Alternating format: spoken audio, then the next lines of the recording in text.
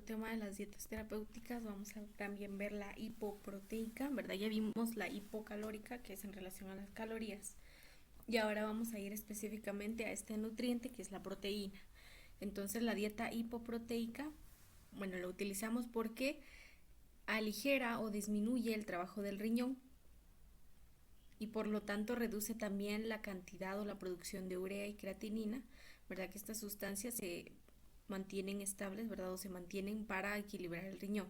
Entonces la urea es el desecho, ¿verdad? De esas sustancias que son secretadas y que entonces en el riñón son escogidas, ¿verdad? Recuerden que se realiza en el proceso de la formación de orina que van a través del glomérulo, los túbulos proximales, túbulos colectores, entre otros, hasta llegar a la vejiga. Entonces la urea es el medio por el que se eliminan estas sustancias que están en el torrente sanguíneo. Y la creatinina, que es una sustancia que se mantiene en nivel equilibrado en los riñones, ¿verdad? Que nos indica que está funcionando correctamente o que está filtrando correctamente estas sustancias, ¿verdad? Entonces, la dieta hipoproteica se encarga de aligerar o de disminuir el trabajo que haga el riñón para estos procesos y por lo tanto entonces se encarga de reemplazar las cantidades de proteína que son excretadas en cantidades normales debido al mal funcionamiento renal, ¿verdad? Entonces, en este proceso recuerde que las proteínas, los nutrientes se utilizan para cualquiera de los procesos, ¿verdad? De formación, de crecimiento, regeneración, entre otras. Entonces, en este caso, se trata de reemplazar esas cantidades de proteína, ¿sí? Que, por ejemplo, si una paciente o un paciente tiene alguna enfermedad a nivel de riñón, puede secretar algún tipo de proteínas y entonces no se está aprovechando correctamente esos nutrientes. Entonces necesitamos, mediante la dieta hipoproteica, disminuir esa cantidad de nutrientes o de proteínas que ingresan y que por lo tanto disminuimos el trabajo del riñón. Disminuimos el trabajo del riñón y disminuimos la cantidad de proteínas que son eliminadas. Dentro de los alimentos que tenemos permitidos se controlan alimentos como leche y preparaciones elaboradas con la misma. Es decir, pueden consumir cualquier tipo de alimento excepto los alimentos con leche y sus derivados, ¿verdad? Que son elaboradas con la leche. Eh, Específicamente esta, ¿verdad? Por supuesto que hay alimentos que tienen proteínas, ¿verdad? Una variedad de alimentos que tienen proteínas, pero entonces no se eliminan completamente, ¿verdad? Solo se reduce el consumo. Entonces, por ejemplo, de huevos, que es una proteína que contienen proteínas. Si yo consumía 3 veces al día huevo, por ejemplo, los 3 tiempos, o 2 veces, entonces para una dieta hipoproteica yo debo disminuir esa cantidad. Entonces, ¿qué puedo hacer? Bueno, disminuyo solo a uno, ¿verdad? Ya sea en la mañana o en la cena puedo consumir huevo. Entonces voy disminuyendo la cantidad de proteínas que voy suministrando a mi cuerpo. Pero lo que sí es fundamental es controlar la cantidad de leche. Es decir, es así de preferencia no consumirla, ¿verdad? Los alimentos como leche o que estén elaboradas con leche o sus derivados. Es así, definitivamente hay que evitar consumirlas, ¿verdad? Indicaciones en pacientes que tengan algún error congénito, es decir, hereditario, en el metabolismo de los aminoácidos, que se acuerdan que habíamos hablado que es una proteína ya procesada, un aminoácido. Entonces, en pacientes que tengan alguna enfermedad congénita y que entonces no puedan metabolizar o que no puedan utilizar correctamente las proteínas, en estos pacientes se utiliza esta dieta. En los pacientes que tienen enfermedades hepáticas crónicas o en los pacientes que tienen daño renal agudo o crónico. Y entonces, en este caso de la dieta hipoproteica, optamos por administrar solamente de 0.5 a 0.8 gramos de proteína por kilogramo, ¿verdad? Entonces hay una disminución de la cantidad de proteína a administrar, ¿verdad? O a consumir en el caso de los pacientes. Pero entonces la mayoría de las personas con esta dieta es porque tienen algún problema para metabolizar o utilizar las proteínas o porque el consumo excesivo de las proteínas pueden empeorar el cuadro o pueden empeorar, por ejemplo, el estado del hígado o de los riñones, ¿verdad? Porque entonces las proteínas requieren mucho metabolismo requieren muchos procesos que deben llevarse a cabo correctamente. Y entonces si por ejemplo mi riñón no está funcionando ni mi hígado tampoco, no va a poder eliminarse correctamente el resto de las proteínas y tampoco se va a absorber lo necesario. Entonces necesitamos disminuir la cantidad de proteínas para que entonces el trabajo del riñón disminuya y también disminuya la cantidad de proteínas que se elimina, ¿verdad? Entonces es un procedimiento conjunto que entonces por cada acción que tengamos va a tener una consecuencia, que es lo que decíamos, ¿verdad? Entonces, si disminuimos la cantidad de proteína que consume una persona, por supuesto que va a disminuir la actividad del riñón y por lo tanto va a disminuir también la cantidad de proteínas perdidas. Y entonces lo mantenemos en un rango normal. No llegamos ni a un extremo ni a otro, ¿verdad? Entonces no eliminamos completamente las proteínas, pero tampoco tenemos un excesivo consumo, sino es todo equilibrado. Y una dieta hiperproteica, ¿verdad? Que es el contrario, ¿verdad? Es un contenido alto de proteínas, pero que también aporta un gran contenido de carbohidratos y grasas. Se elimina casi la totalidad de los carbohidratos, ¿verdad? Entonces, dentro de las proteínas puede que hayan algunos alimentos que aporten también carbohidratos y grasas, pero lo que tenemos que garantizar es que en esta dieta garanticemos el contenido alto de proteínas y eliminar casi la totalidad de carbohidratos. No totalmente, pero casi la totalidad. De alimentos permitidos, entonces, proteína de soya, yema de huevo, pescado azul, pollo, pavo, nueces, carne magra, legumbres, lácteos descremados. Estos serían algunos de los alimentos que nosotros podemos optar, o más bien el paciente puede optar a consumir, ¿verdad? Porque entonces de esta forma nosotros vamos aumentando la cantidad de proteínas, ¿verdad? Porque es lo que queremos lograr, es una dieta hiperproteica, entonces queremos lograr o generar un aumento alto en proteínas, ¿verdad? En el consumo de proteínas. Entonces, como decíamos, en este caso hay que utilizar alimentos, ¿verdad? Que tengan alta cantidad de proteína, que son los que ya mencionamos, ¿verdad? Por supuesto que con límites, como les decía, no podemos exagerar en el consumo de proteínas ni tampoco eliminarlas completamente. Pero sí, entonces hay que tomar en cuenta el,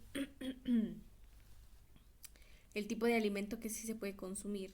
Entonces, por ejemplo, en la carne magra, cuando hablamos de carne magra, son las carnes que tienen un contenido de grasa muy bajo. Entonces sí son recomendados, que entonces entraría por ejemplo el pollo, la carne de res, pescados, entre otros, para que son los de bajo contenido de grasa, que es lo que también tenemos que garantizar, ¿verdad? No porque aumentemos la cantidad de proteínas vamos a aumentar las grasas, ¿verdad? Sino que recuerda que tiene que haber un equilibrio entre todo. Entonces es un equilibrio entre cada uno de los nutrientes y que cada uno va a tener una consideración o ciertos cambios. En este caso sería un aumento en las proteínas, ¿verdad? Y el resto sería en cantidades bajas.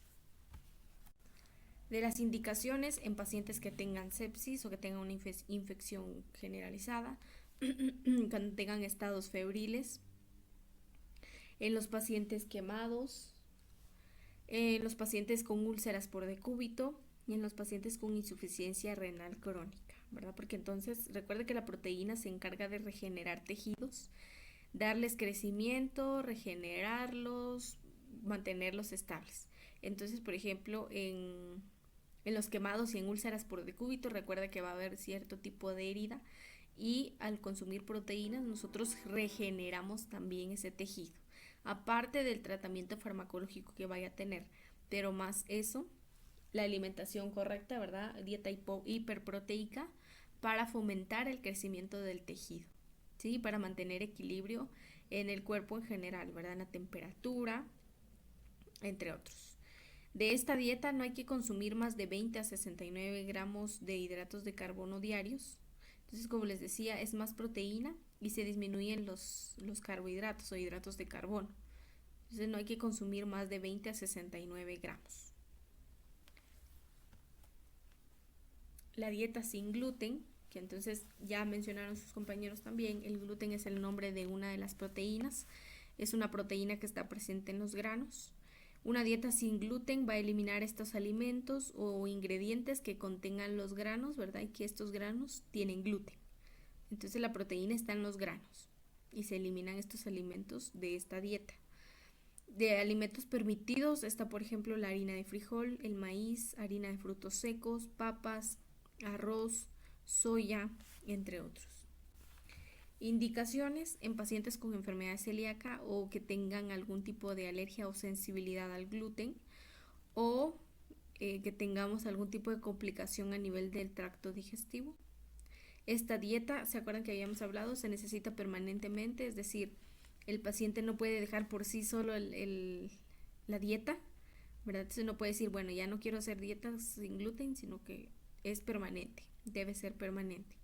¿Por qué? Porque como les digo, según el estado del paciente, si es una enfermedad o si por ejemplo es una alergia, la alergia no se le va a ir. Entonces tiene que seguir con esta dieta. Bueno, ya habíamos hablado que solamente si el ambiente lo posibilita. Es decir, si el ambiente, en el ambiente o en el medio hay cierto tipo de granos que no tengan gluten, entonces en ese caso sí podríamos cambiar esa dieta, ¿verdad? O consumir esos alimentos, pero que ya han sido procesados y han sido específicamente creados para las personas alérgicas al gluten, ¿verdad? Pero entonces dependería de esto, que sí es un poquito difícil. Entonces sí es permanente esta dieta que hay que consumir. De la dieta hipoglucida, que su nombre lo dice, es la disminución del azúcar. Entonces de esta dieta la vamos a utilizar para mantener los niveles normales de glucosa en sangre, y por lo tanto no tiene hidratos de carbono como la glucosa, ¿verdad? Que es un hidrato de carbono, entonces no contiene azúcares. ¿Qué alimentos son permitidos? Los productos de harina, pero deben ser harina integral o salvado de trigo o avena. No utilizar azúcar, ni miel, ni panela. No importa si la panela tiene menos azúcar, no importa si la miel tiene menos azúcar, no. Ningún tipo de azúcar se utiliza. Entonces, para cualquier tipo de alimento se endulza con un edulcorante artificial, de los que están en el entorno, ¿verdad? Que podría ser Splenda y no recuerdo cuál es el otro. Pero son azúcares artificiales, ¿verdad? Que entonces no tienen gran cantidad de componentes ni demasiada azúcar y el paciente lo puede consumir. Pero entonces lo que tratamos con esta dieta hipoglúcida es de mantener la glucosa dentro de los valores normales y por eso utilizamos esta dieta, ¿verdad?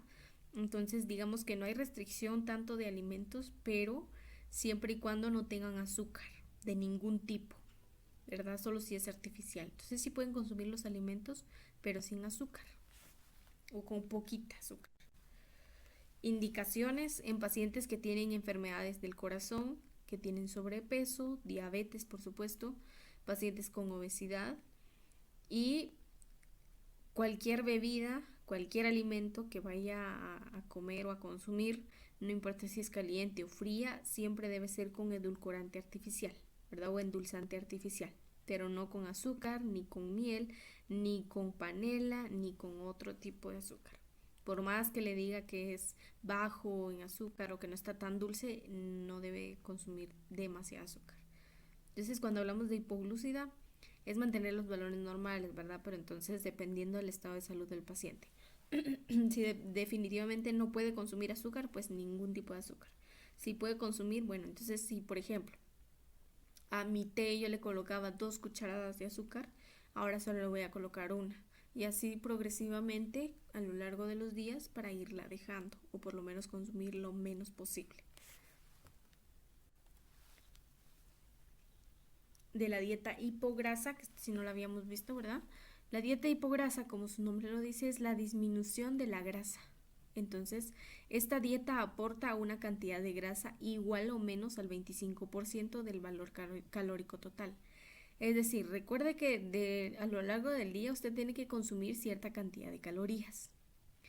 Entonces, dentro de esas calorías tiene que consumir proteínas, carbohidratos, grasa, entre otros. Perdón. Entonces, de la cantidad de grasa debe ser igual o menos del 25% de ese total. Entonces, si por ejemplo tiene que consumir 1000 calorías al día, de esas 1000 calorías solo el 25% tiene que ser grasa. y el resto proteínas, carbohidratos, entre otros. Entonces, esta dieta hipograsa es utilizada para disminuir la cantidad de grasa que introducimos al cuerpo y por lo tanto entonces la restricción de los alimentos es todo lo que tenga grasa, ¿sí? Entonces lo que está permitido sería las carnes magras que dijimos que son las que menos grasa tienen, la leche descremada, cereales, plátanos, tubérculos, leguminosas, verduras, frutas, carnes con bajo contenido de grasa, ¿sí? Entonces son todos los grupos alimenticios siempre y cuando no contengan grasa o tengan muy poquita grasa, especialmente que tengan muy poquita grasa, ¿verdad? Porque es una dieta hipograsa, no como tal eliminamos todo porque recuerde que la grasa proporciona energía y proporciona también actividad, movilidad, actividad muscular, entonces debemos mantenerla, pero en cantidades muy bajas, que como dijimos debe ser más o menos 25% de todo lo que consumimos en el día, 25% tiene que ser grasa.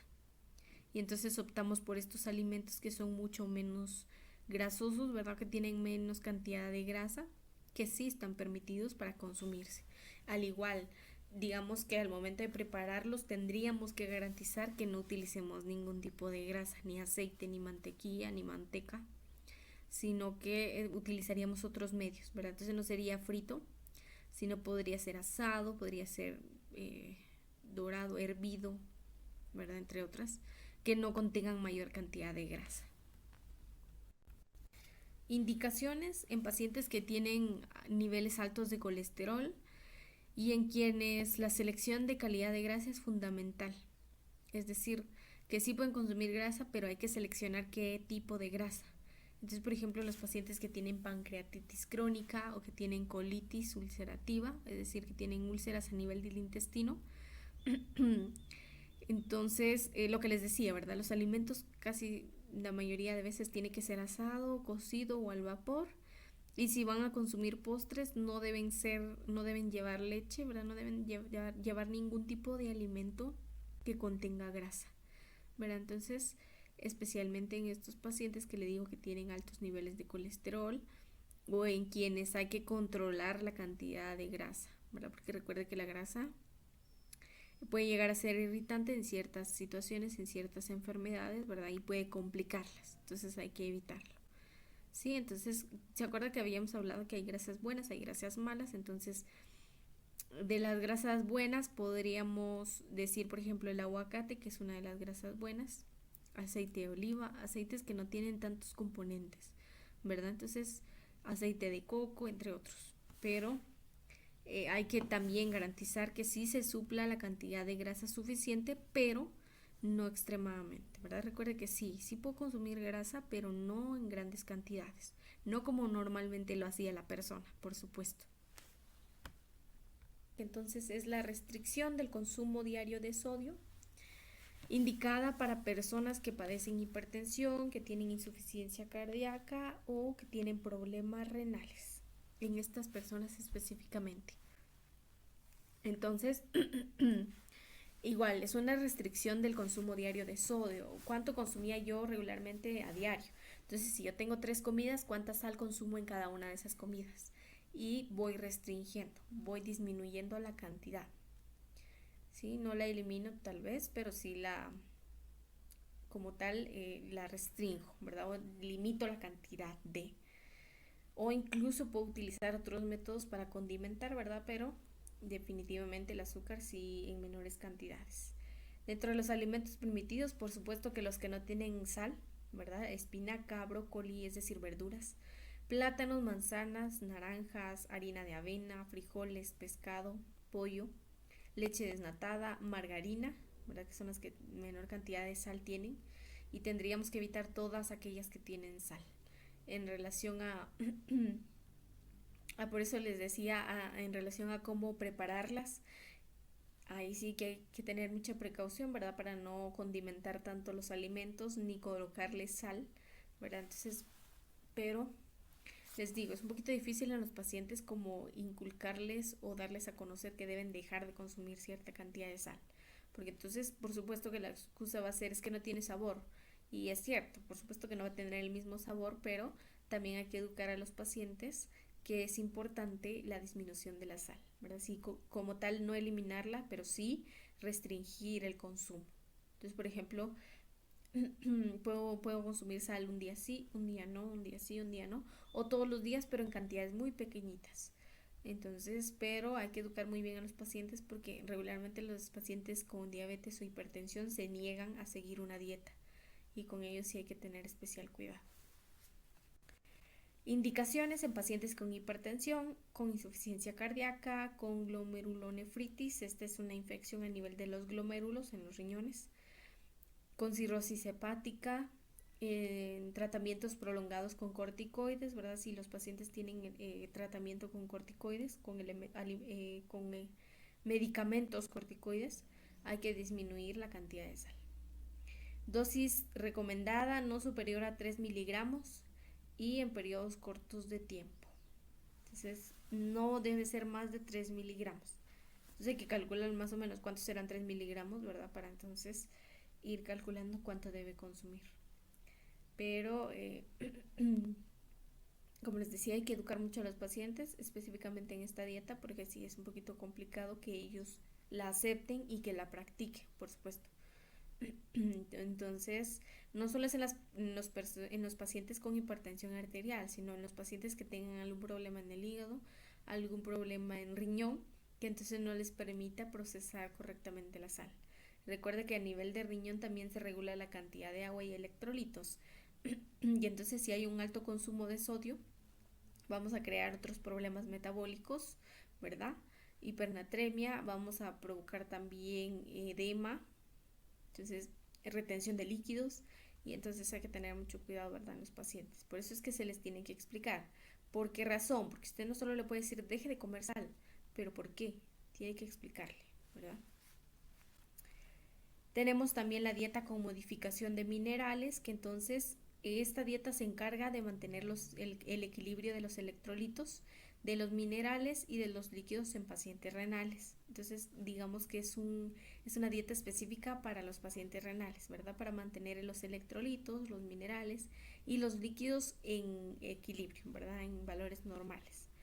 ¿Qué alimentos son permitidos? El azúcar común, jalea de frutas, caldos de verdura, bebidas con bajo contenido de sodio, café, té. Entonces, como hablamos específicamente de electrolitos y de minerales, pues hay que mantener en niveles estables estos, ¿verdad? Entonces, el hecho de que no se les restrinja no quiere decir que deben consumirlo a cantidades exageradas, ¿verdad? Sino que hay que tener un equilibrio en cualquiera de los alimentos. Entonces, no porque le den la posibilidad de usted consumirlos, quiere decir que los tiene que consumir a libre demanda, ¿verdad? Sino que tiene que haber cierto equilibrio para mantener estos en equilibrio estable, ¿verdad? Entonces, por ejemplo, de los minerales, pues hay que mantener un equilibrio, ¿verdad? En el consumo de sodio, de potasio, de calcio, de hierro, flúor, zinc, entre otros, ¿verdad? Que son los minerales.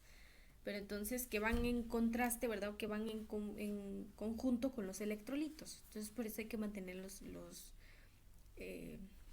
valores normales. Y por eso mencionamos con bajo contenido de sodio, porque recuerda que es un electrolito y también un mineral.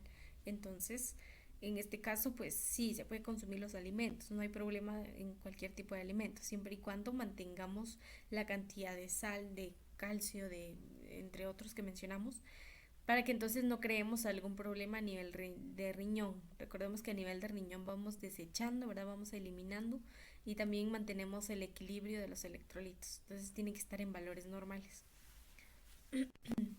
Indicaciones en pacientes que tengan insuficiencia renal, que estén con diálisis, que tengan diabetes, pacientes con enfermedades obstructivas en las vías urinarias como cálculos o tumores, perdón. Estos son los pacientes en los que yo debo cambiar, ¿verdad? O modificar cierta cantidad de minerales, ¿verdad? Entonces disminuir, ¿verdad? La cantidad de calcio, disminuir la cantidad de sodio, potasio, entre otros. Porque entonces ya mencionábamos que los pacientes que tienen problemas renales y si ya están en diálisis, peor aún, porque entonces ya sus funciones ya no pueden realizar su trabajo y requieren de otra máquina para realizarlo.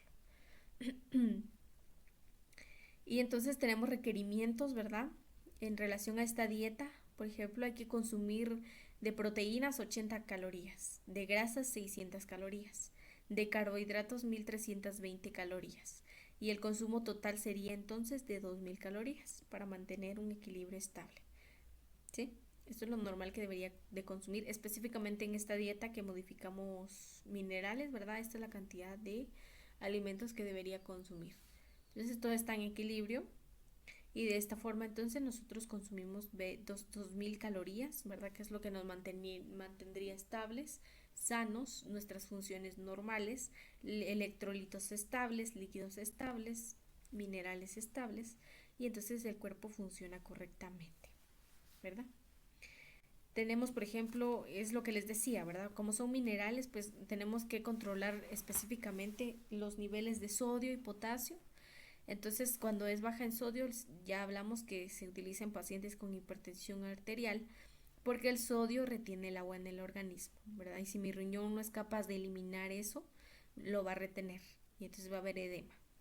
Y baja en potasio se utiliza cuando el paciente tiene mucho potasio en su organismo, especialmente en los pacientes que tienen insuficiencia renal, siempre mantienen alto el potasio, entonces hay que restringir estos minerales, que es lo que les decía, ¿verdad? Son unos ejemplos de cómo mantener esto, ¿verdad? Pero entonces pueden consumir cualquier tipo de alimento siempre y cuando no tengan sal, ni potasio, ni ningún otro mineral. Y no como tal que no lo tengan, sino que lo tengan en pocas cantidades, ¿verdad? Eso es lo importante, que recuerde que yo no elimino ningún alimento. Y eso sí quiero que les quede muy claro. Porque entonces al brindar educación y cuando usted le diga al paciente tiene que hacer dieta, lo primero que le viene a la mente al paciente es que no va a comer nada, que no va a comer absolutamente ningún alimento, ni con azúcar ni con sal. Y no es así, sino que sí, vamos a restringir, vamos a disminuir la cantidad de su consumo, pero como tal no va a dejar de comer, ¿verdad? Una dieta alta en fibra, que entonces busca aumentar el volumen de bolo fecal, que es el contrario de la astringente, ¿verdad? Porque en este caso sí queremos aumentar el volumen de bolo fecal, aumentar la cantidad de bolo fecal que elimine, disminuir el tiempo de tránsito intestinal, ¿verdad? Que el proceso digestivo se lleve a cabo mucho más rápido, pero bien hecho, y contribuye también al control de la hiperglicemia, es decir, al control de la glicemia en sangre, disminuir esa glucosa en sangre. Dentro de los alimentos permitidos, todos los que tengan fibra, frutas, verduras en su forma natural, leguminosas como frijoles, garbanzos, lentejas, alberjas, cereales integrales o productos de granos enteros. Cuando hablamos de una dieta alta en fibra, regularmente siempre son alimentos que tienen, alimentos que son integrales. Esos contienen fibra mayormente. Entonces, la mayoría son integrales. Y entonces, hay que hacer esta diferencia, ¿verdad? En la dieta alta en fibra queremos lograr que se lleve a cabo mucho más rápido el proceso intestinal, que aumentemos la cantidad de bolo fecal que se elimine, es decir, que se elimine el mayor desecho posible, pero aprovechando los nutrientes. Indicaciones en pacientes que tengan cáncer de colon, diabetes, enfermedades cardiovasculares, obesidad, que tengan altas hiperlipidemias. Cuando hablamos de hiperlipidemias, que tengan, o los pacientes que tienen alto colesterol o alta grasa en sangre, y como tratamiento en estreñimiento, ¿verdad? Que entonces, por eso les decía, es todo lo contrario, porque cuando es una dieta alta en fibra, no produce estreñimiento, sino que la eliminación total del bolo fecal. El consumo de fibra debe estar acompañado con ingesta de agua y debe lograr un consumo entre 30 a 60 gramos por día de fibra. Entonces, el consumo de fibra o los alimentos que yo consuma de fibra tiene que ir acompañado con agua, porque entonces si no, de igual forma voy a crear un estreñimiento. Entonces tengo que consumir agua porque el agua es el que permite la dilución de esta fibra y para que lleve a cabo su efecto, que es mantener estable el nivel gastrointestinal, favorecer el proceso intestinal y eliminar la mayor cantidad de bolo fecal, ¿verdad? Y entonces recordar que lo recomendado es de 30 a 60 gramos por día de fibra. Solamente eso. Entonces, por ejemplo, aquí tenemos algunos ejemplos de alimentos que contienen fibra. Dentro de las verduras están, por ejemplo, las espinacas, los guisantes, zanahorias, em, alberjas, cebolla, papas. Y ahí usted ve cuánta cantidad de gramos tiene este tipo de alimentos. ¿Verdad? Que recuerde que lo máximo es de 60 gramos.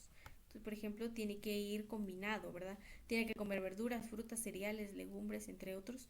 Y con esto sumar los 60 o 30, entre esos rangos. De frutas están en la frambuesa, en el plátano, en la ciruela. La ciruela es bastante buena como fibra. La manzana también, naranja, kiwi. Cereales y derivados, bueno, aquí vemos algunas marcas, ¿verdad? Pero en general todos los cereales que sean integrales, ¿verdad? Pan de trigo, harina de trigo, pan integral, todo. De legumbres, habas secas, guisantes secos, garbanzos, lentejas. De frutos secos también son muy buenos, las pasas, higos, ciruelas secas, almendra, avellana, nueces, son algunos de los alimentos que contienen fibra.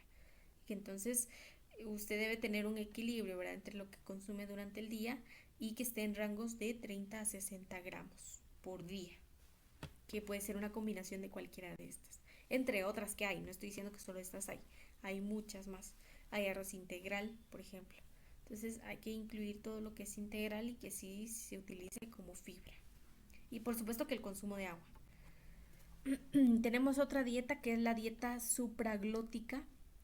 Esta es una dieta de consistencia muy blanda y espesa, ¿verdad? Es otra parecida a las blandas, ¿verdad? O a las suaves, pero se usa para indicaciones específicas. Pero igual sí, es blanda y su consistencia es espesa. En este caso sí es espesa. ¿Qué alimentos son permitidos? Las sopas, bebidas espesas, frutas en compota, en cereal, puré, gelatinas, flan, mermelada o dulces caseros, pero que sean blandos y espesos. Esa es la indicación. Y eso es de lo que nos tenemos que guiar. Puede consumir cualquier sopa, bebida, gelatina, flan, mermelada, etcétera, siempre y cuando sea blando y sea espeso. Esa es la consistencia que debe tener. Indicaciones en pacientes que se les va a retirar una sonda nasogástrica. ¿Por qué? Porque recuerde que entonces va a iniciar a consumir alimento por sí solo. Y entonces yo requiero introducir la cantidad de alimentos de manera de poquito en poquito, ¿verdad? No de un solo. Entonces, como la cavidad oral pues ya no está acostumbrada a masticar, a deglutir, hay que empezar por poquito. Entonces debe ser algo espeso, algo blando, para que sea fácil, ¿verdad? Y pacientes que tengan dificultad en deglutir, en estos pacientes. El consumo diario, dieta de 12 horas o 6 comidas. Entonces es un consumo diario y podemos utilizar una dieta de 12 horas o de 6 comidas, es decir, tendría que hacer 6 comidas al día el paciente. Y licuados o cocidos, regularmente licuados o cocidos, ¿verdad? Porque entonces tienen que ser blandos y espesos. No puede ser algo sólido, ¿verdad? Tiene que ser blando o licuado. Y entonces ya vimos qué tipo de alimentos puede consumir, ¿verdad? Cualquier tipo de fruta, cualquier tipo de puré, de verduras, no importa. Lo que tiene que ser es que la consistencia sea blanda y espesa, ¿verdad? Entonces puede ser frutas, ¿verdad? En compota, manzana, melón, papaya, etcétera, que sean en compota. Puré, bueno, puré de papa, de zanahoria, de whisky, entre otros, siempre y cuando sea espeso y blando. Esa es la indicación y de eso nos tenemos que guiar. Y bueno, ya para ir terminando, vamos a ver, por ejemplo, la dieta sin lactosa, que como su nombre lo dice, es una dieta especial en la que eliminamos. Licenciada, ¿podría regresar a la diapositiva anterior? Disculpe.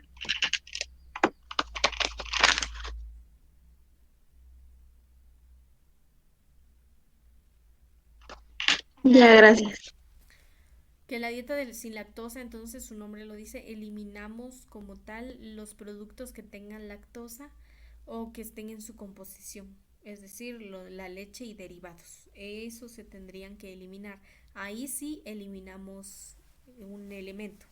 Ahí sí es eliminar, no es consumir en bajas cantidades, es eliminar completamente la, estos alimentos que contengan lactosa, ¿verdad? Como la leche y sus derivados. Entonces, de alimentos permitidos, pues otros, ¿verdad? Carnes, pescados, huevos, verduras, frutas, todo tipo de bebidas, es decir, pueden consumir todos los alimentos, menos los que tengan lactosa, que podrían ser entonces la leche y sus derivados, esos no podrían consumirlo en ningún tipo de situación.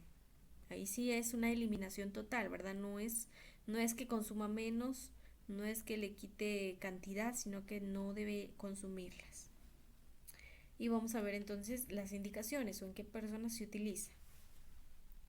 Tenemos, por ejemplo, de indicaciones en pacientes que tienen desnutrición crónica, en pacientes que tienen antibioterapia intensiva, es decir, que tienen medicamentos antibióticos, pero es intensivo, no es en un corto tiempo, sino que lleva mucho tiempo y entonces hay que evitar este tipo de lácteos porque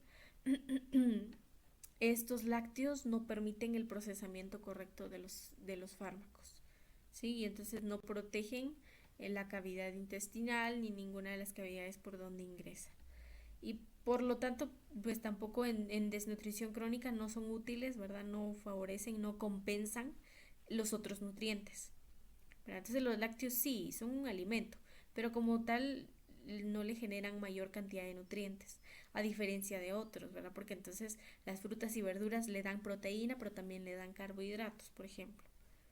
Entonces hay que evitar este tipo de alimentos en estos pacientes, en pacientes también que son alérgicas a la lactosa.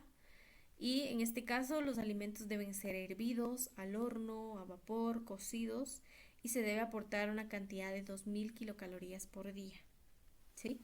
Con el resto de nutrientes, ¿verdad? Porque como eliminamos la lactosa, igual debemos garantizar que suplamos las 2000 calorías por día con los otros alimentos, con proteínas, con carbohidratos, con lípidos. Debe consumirse de 4 a 5 porciones al día de alimento, es decir, desayuno, comida, merienda y cena, y si son 5, desayuno, refacción, comida, merienda y cena, dependiendo también. Pero entonces se utiliza esta dieta sin lactosa específicamente para estos pacientes, ¿verdad? Que necesitamos recuperar, por ejemplo, en la desnutrición crónica, bueno, necesitamos recuperar su peso o aumentarlo. Y por lo tanto la lactosa pues no es favorable para ese proceso, porque entonces solo optamos por introducir cierta cantidad de alimentos esenciales, que serían proteínas, carbohidratos, que así lograríamos la recuperación.